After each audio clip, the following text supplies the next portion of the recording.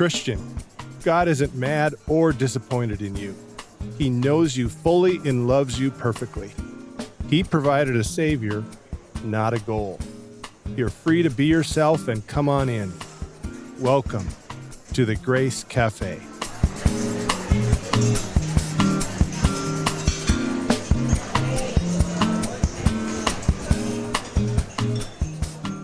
Hello, friends. Welcome to another episode of the Grace Cafe podcast. My name is Mike Adams. And I'm Susan.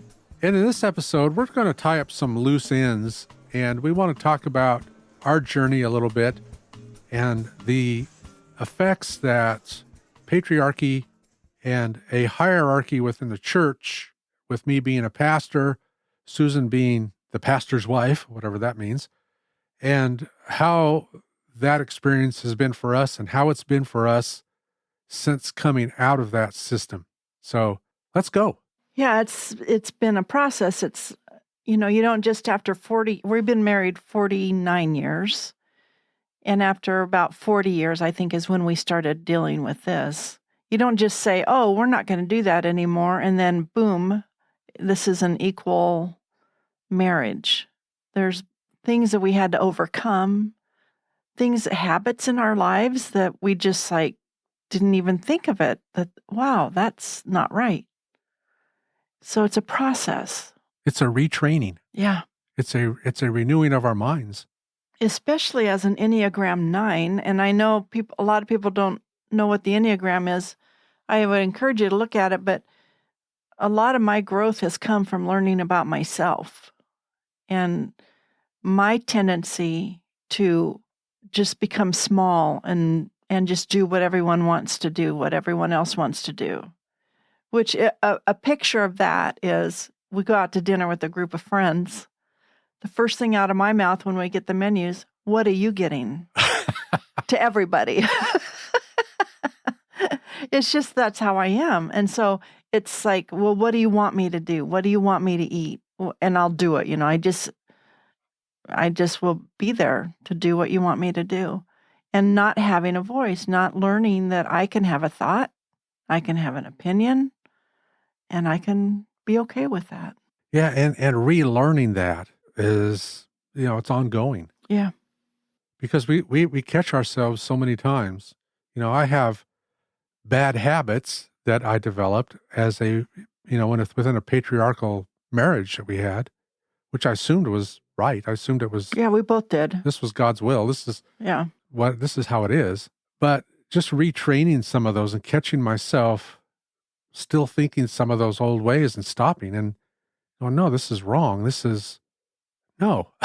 Yeah. And maybe an example or two, would be asking you now, when you're faced with a decision or whatever, what are you going to do? What do you think you'll do? And what do I want to do? Which I never, that wasn't a part of my life as what I want to do. Right. And now you're faced with something and you might ask my opinion, but I'm not dictating to you what to do. I want to encourage you to be who you are. And one of the ways that I do that is simply to ask you, well, have you thought about how you're going to respond to this? Have you thought about what you're going to do? Have you thought about how you're going to proceed? And letting you know that whatever decision you make, I'm there with you. I'm for you. I'm behind it. It doesn't matter if I think it's right or wrong. I mean, we talk about, we share each other's opinions and thoughts on things, but I'm not large and in charge anymore. And I'm so glad. What a pressure that was. I always had to have the answer. We would take scriptures out of context, like, if a woman has a question, let her ask her husband at home. And you would sometimes unload on me. What does this verse mean? What does this verse mean? And I had to always come up with an answer of some sort, even if it was wrong. Even if I had to fake it, I could fake it till I make it kind of a thing. But that's gone. And I'm so glad. It's so much pressure off of me to always be the leader and to always be on point. You don't know what that did in terms of internally, always having to be on. There was a strife that was there that, boy, since then, that's been replaced. I mean, that's not there anymore. And my three favorite words are, I don't know, or I'm not sure. Well, practically too, how it played out in our lives, because I guess people do have a distinction a little bit between patriarchy and complementarianism marriage. And they try to say that, well, we're complementarianism, which is the same thing. The Yeah. husband's in charge. Yeah. It was just me always asking, can we do this? Can I do that? And the kids coming to me, ask Dad if we can do this. Like we've said before in this program, I was the oldest child. And one of the implications, one of the results of that, I think, was a lack of respect the kids had for me, because they didn't see me as anyone who had anything worthwhile to say or do. They kind of saw you as the head sibling, the lead sibling. Yeah. There was some resentment and just disrespect when they hit teenage years and stuff. It just... Yeah. It's destructive. It destroys marriages. It destroys relationships. There's nothing good about it. Well, think about our lives and the decisions. You think about every major decision was made by you. What would have happened if we would have had conversation and talked about these decisions before? And of course, a lot of times we did. Yeah, we did. We had conversations. But you always got the final say. Right. So I wonder what it would have been like if we had submitted one to another. Yeah. Rather than me always submitting to you. Right. An example, I think, recently, and I think it's interesting because we're how many years into this, and we're still catching ourselves falling back into the same old roles. We wanted to paint a couple of accent walls in the living room. We're in a new build, and everything's gray walls, and it's driving me nuts. So we got the color, and normally... we've painted, most of the time it's me painting the house. You'd come home and a room would be a different color, that kind of stuff. But I'm old now. I have bad knees. I have arthritis. So the thought of painting these high walls, going up and down a ladder, I finally thought, I can't do that. Yeah, and I just thought, Susan, listen to your body. You can't do that anymore. So I told her, I said, let's hire someone. And you immediately said, no, I'm not going to pay someone to come in and paint our walls. So that was that. We weren't going to paint the walls. And I think it was a day later, I was thinking, I thought, I really want those walls painted. So I came in and I said, can we have a meeting? You were in your podcast room. Committee meeting. I go, sure. And I said, I want those walls painted, and I want to text Luke, our handyman, to come and give us a price to do it. And you just looked at me and go, okay. But our history was, I would have just said nothing. Right. And we would have still had gray walls. And now we have these beautiful walls. And you said, I'm so glad we had these painted. He did a great job.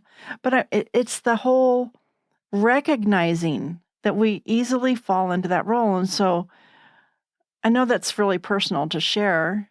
And it wasn't an indictment on you as much as it was on me. My tendency to not speak up can't be put on you. It's me. It's work I have to do to say, I really want this. It's definitely a retraining. It's a learning curve. And like you said, when you've been in it for so long, sometimes you don't even realize that you're doing it. Yeah. Just like this incident. Yeah. Incident. Yeah. Incident. Occurrence. Just like this thing. It can go right past you, that you're stepping back into this old way of thinking. And it takes someone like you did saying, no, this isn't what we're doing, to grab my attention and say, oh, wait a minute, that was the old way. And we're not the old way anymore. I think that's a good picture of submitting one to another. It is. It absolutely is. Because in our relationship now, our marriage now, there's more conversation. There's not more conversation than what there used to be. I guess I wouldn't put it that way. But there's more conversation with the end goal in mind, that we're going to agree on something. Yeah. Mutually. And if we don't, maybe we wait on it, depending on what the decision is or whatever, give it a little more time. But it's nothing like it was, and yet it's not always where it needs to be. It's such a journey and retraining of our minds. And we have ruts in our minds on how things go. And I just want to encourage people that if you're on the same journey, to stick with it and just be kind to one another. When things like this come up, you weren't brutal. I wasn't yelling that I wanted this. We just talked. Normal human beings talking to one another. Adult conversation. Yeah. By two adults. Yeah. Not a conversation by the one in charge with the one not in charge who is little more than the oldest of the children. That's just horrible. That's a horrible thing.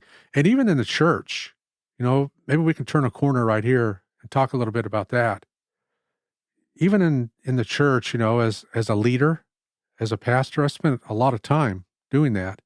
We planted 2 churches, and we were part of a 3rd church plant. We weren't really in leadership in that one, but we were there, and I was on the worship team, and until they started buying me clothes and telling me I needed to wear these clothes on this day. Then I said, I'm going to go now. But that's a different story. But the things that went on in church leadership and the striving for authority within that whole structure, really, it did 2 things. Well, first of all, it shut us both down eventually. It shut you down first. And then I hit a wall of performance shortly after that, and I shut down. And so we were both, like in 2008, 2009, we were both just done with that whole system. But what got us there, or part of what got us there, was this whole hierarchy thing overflowed from in our home to church, where again, I was always in charge. The men were always in charge. The women were always in this place of having to submit to everything. And the things that we saw in that setting, that at the time we started to talk about them a little bit towards the end, we started to, just you and I, thinking, this is weird. This is unhealthy. This is not good.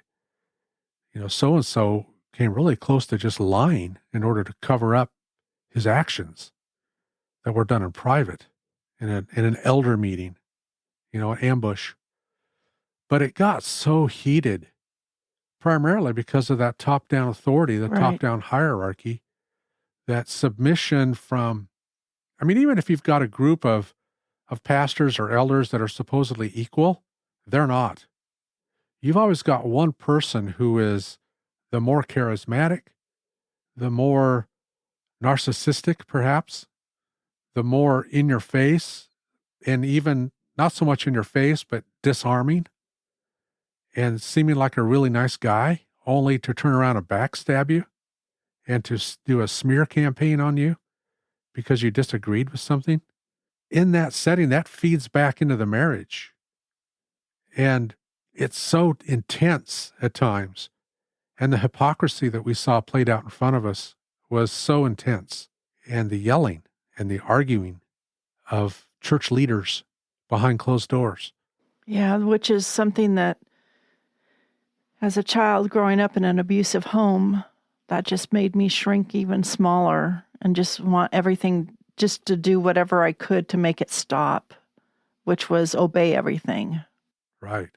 And that's kind of where we were when we left. You had been reduced to almost nothing. I remember you had broken your ankle and you were on that little scooter thing, at home. And you were, how can I put this? You were tiny. There was a puddle on the floor. You were just, yeah. You were not you. You had shut down. And I shut down shortly after that. And that's when we had that Valentine's Day massacre, Mm-hmm.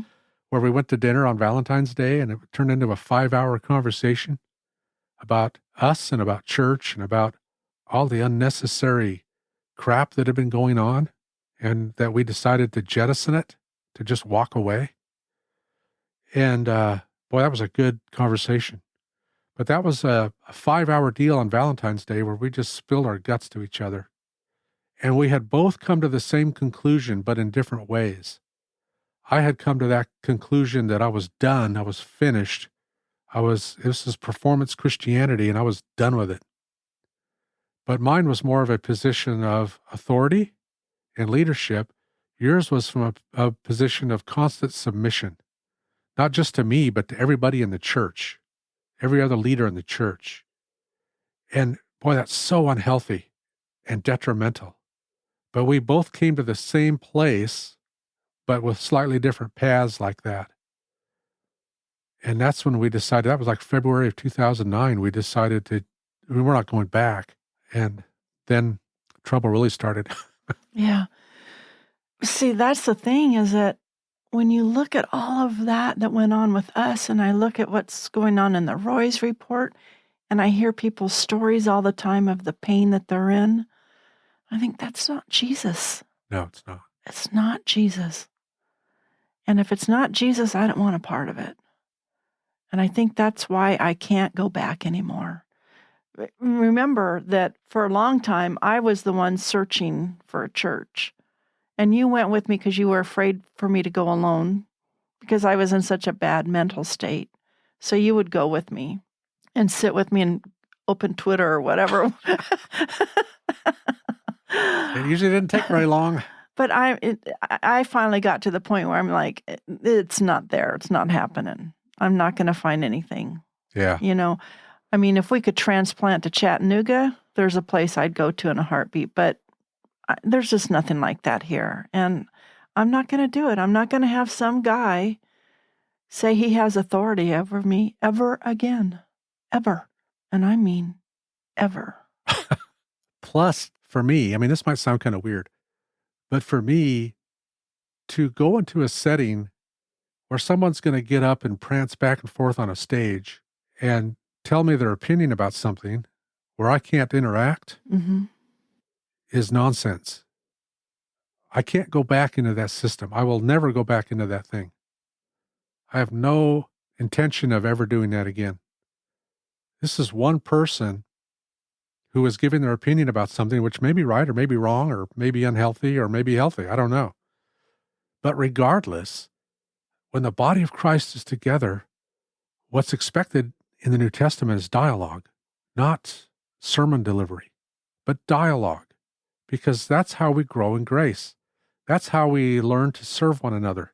That's how we learn to defer to one another. That's how we learn to submit to one another.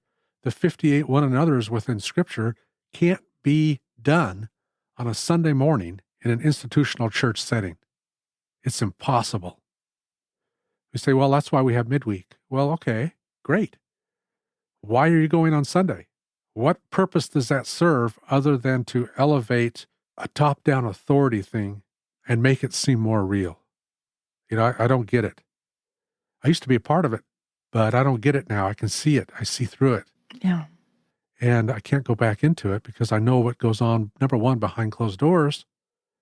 And it's great that so-and-so up front has an opinion, but I was trained to prance back and forth too. I was trained to do all that as well. It's homiletics.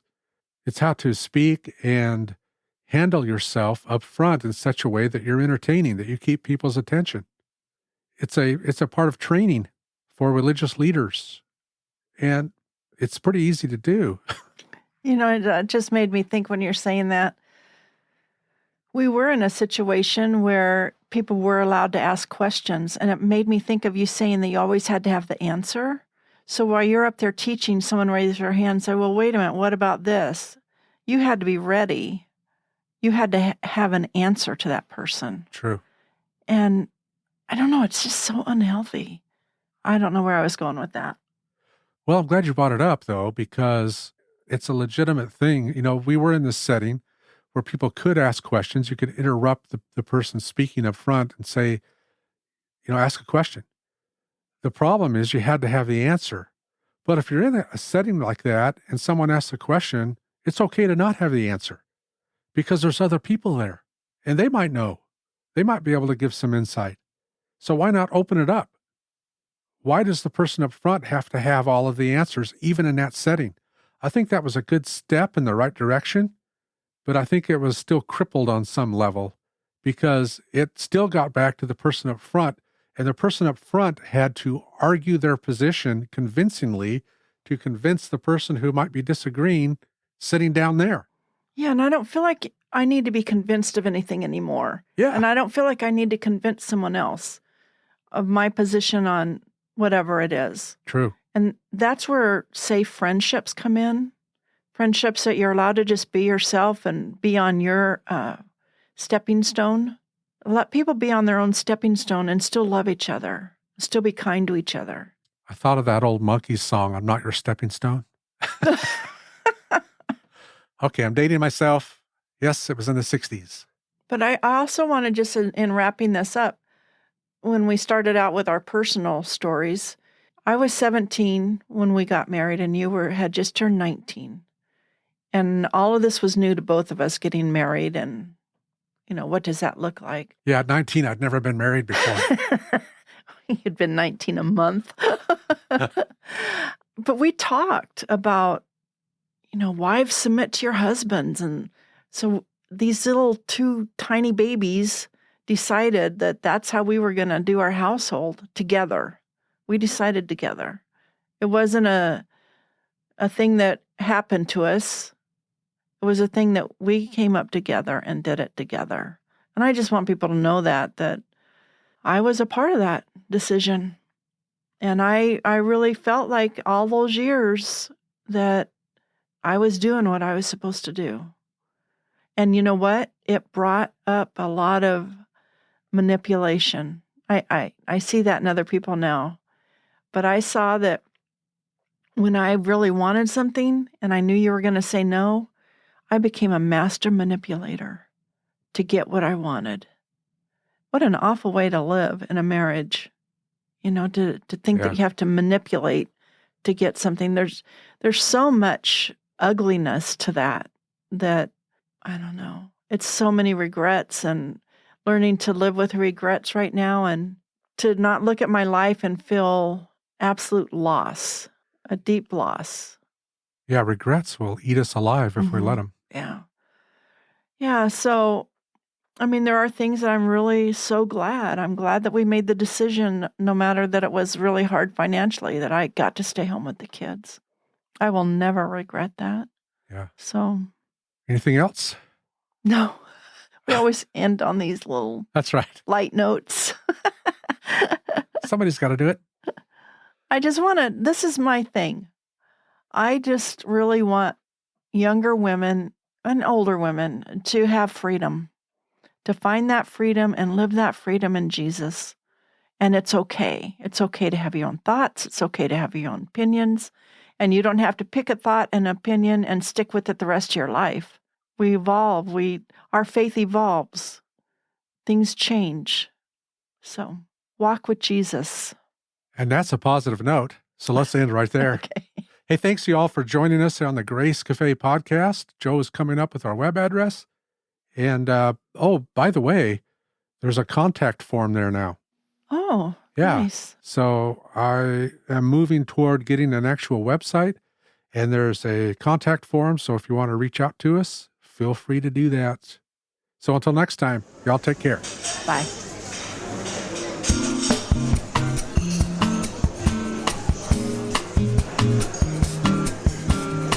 Thank you for joining us on the Grace Cafe podcast. To be a part of this ongoing conversation, visit us online at gracecafepodcast.com.